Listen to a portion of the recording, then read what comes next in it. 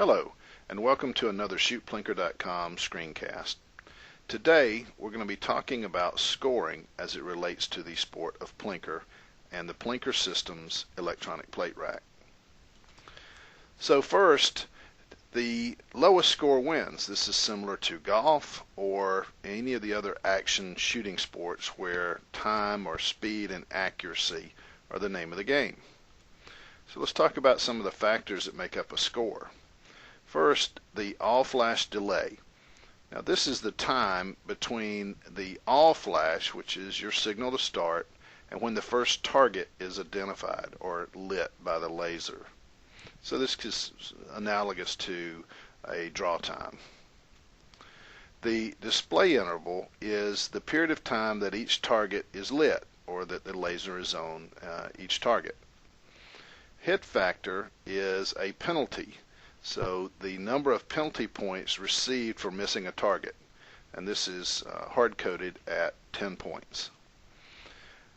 Distance comes into play as well. So the minimum distance the plate rack should be installed in the range is 12 yards. But should the plate rack be moved further downrange from the firing line, then this actually helps you score. And finally, the scale factor, which is a fixed value that we use to calculate the score, can't be changed by the shooter, and we'll show you how that comes into play in a minute. For most games, the shooter's actual score is based upon the parameters entered, the all-flash delay and the display interval, and the number of targets hit. Now there is one exception to that, and we'll talk about that toward the end.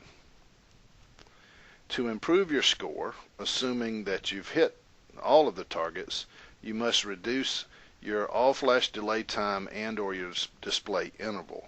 So by decreasing your display time, you can improve your score, but the biggest impact is going to be the display interval and reducing your display interval. Penalties are applied for each missed target, and increasing the distance improves your score or reduces your score, which is an improvement if low score wins. Now let's look at the formula that we use to calculate the score. So the first thing that we do is we take the scale factor and multiply it by the display interval. Okay, we're going to save that number. Then we're going to take the hit factor and multiply it by the number of misses. If the number of misses is 0, then you add nothing, and your score is the scale factor times the display interval. But if you have a miss or multiple misses, then you would multiply them by the hit factor of 10 and add that to step 1. Now, the third step is to add the all-flash delay. So as you can see, adding, if your all-flash delay is 2 seconds, then you're going to be adding 2 to your score, whereas if your all-flash delay is 1 second, you would only be adding 1. So by reducing your all-flash delay time, you will improve your score. And then finally, we're going to subtract the distance from the target from 12. So if the distance is 12, then 12 minus 12 is 0. It has no effect on the score. But if the distance is 15, then 15 minus 12 is 3. You would actually be subtracting 3 points from your score. So this would improve your score. But you don't have to worry about this because the computer does it all for you. The real motivation for this screencast is just so people understand how the computer calculates the score and what factors you can influence to improve your score. So let's take an example. So for example, in this particular case, well, the scale factor is fixed at 25 points. That's not something that can be changed. But we're going to assume that we have a display interval of 1.5 seconds. We're going to miss one target.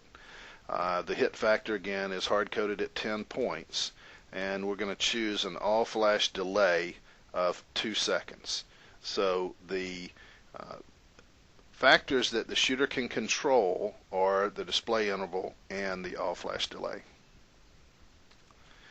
Now, we will also assume that the distance is 12 yards, and if we apply the formula, we get 25 times 1.5, which is a scale factor times the display interval.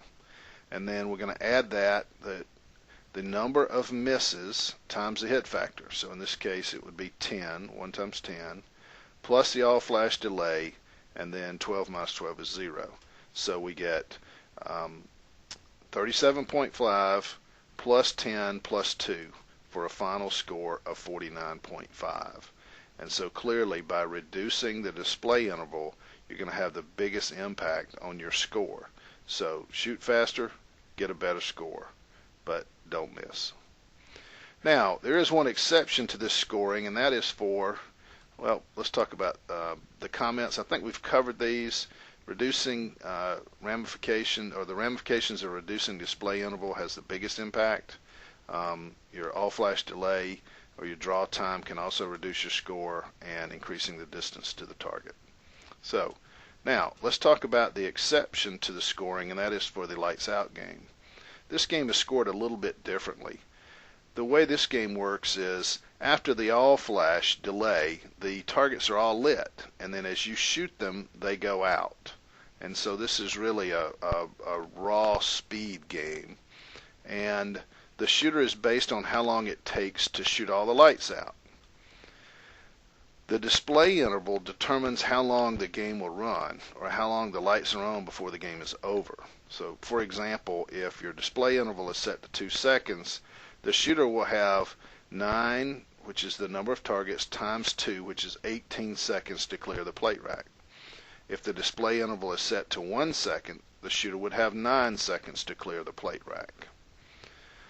So how do we deal with missed targets?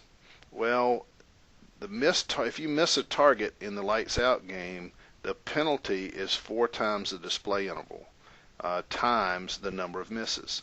So for example, if a shooter misses 1 target and the display interval is set to 1 second, then 4 points will be added to the score, because we have 4 times the display interval, which is 1, times the number of targets missed, which is 1, and that comes out to be 4. Distance also plays a role, just like the other games. So at 12 yards it adds nothing, but for each yard above 12 you subtract 1 point from the score. So let's look at an example. Display interval 1.5 seconds, all flash delay 2 seconds, distance 12 yards. We're going to assume that we miss 1 target, or we ran out of ammo, or for whatever reason we couldn't finish. And let's say that the raw time was 6.23 seconds. Then the shooter's final score will be calculated as 6.23 plus 4 times 1.5 times 1, which is how we calculate the penalty, and then 12 minus 12 is 0, so it's really 6.23 plus 6 penalty points gives us a total score of 12.23. So hopefully this screencast will give the shooter a better understanding of how the scores are calculated in the Sport of Plinker, and help you work on your strategy for improving your score and beating the competition. Thanks for joining.